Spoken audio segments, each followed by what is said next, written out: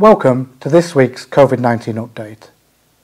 In the past 2 weeks, just over 3,000 tests have been carried out in Milton Keynes. Of these, 12 cases have been confirmed as positive. The number of infections in the general population is low. The number of cases in care homes and the hospital is very low. This is good news. We have been supporting one workplace with a very small number of positive tests. However, the overall risk in Milton Keynes remains moderate. In the example of the workplace we are supporting, the people with positive tests have travelled to work from outside Milton Keynes. As we all go to places where we cannot control who we meet, it is still the case that outbreaks can spike quickly and the virus will spread. While it may sound like you have heard this so many times already, it is still important to follow social distancing, keep 2 metres away from people if at all possible, and wash your hands on a regular basis. Following these guidelines really does help control COVID-19. From the 24th of July, you must wear a face covering in shops.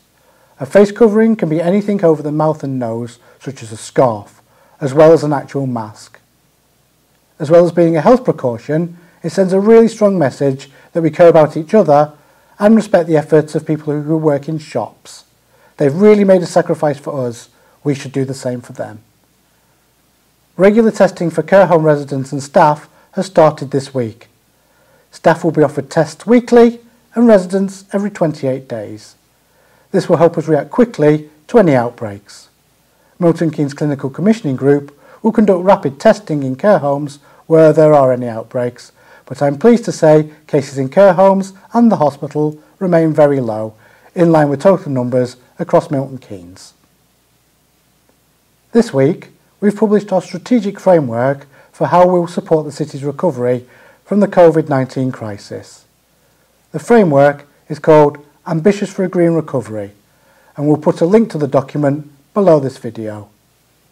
We'll be investing over £3 million to support local businesses and people, which is the single largest support package yet to be announced by any council in the UK. We'll also be seeking to protect and attract a further £2 billion worth of inward investment to create new well-paid green jobs, more affordable homes and greener transport. We want this growth to be fairer as well as greener, so we'll be funding specific support to help women and young people into employment, as they've been disproportionately impacted by the crisis.